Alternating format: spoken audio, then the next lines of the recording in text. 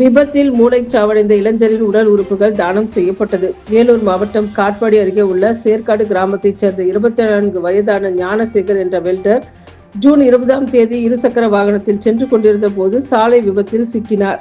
அப்போது அவர் சறுக்கி கீழே விழுந்தார். ஜூன் 21ஆம் தேதி ராணிப்பேட்டை CMC மருத்துவமனையில் அனுமதிக்கப்பட்ட அவர் அதே நாளில் மூளைசாவு அடைந்ததாக அறிவிக்கப்பட்டார். அவரது உடல் உறுப்புகளை தானம் செய்ய அவரது குடும்பத்தினர் முன் வந்தனர்.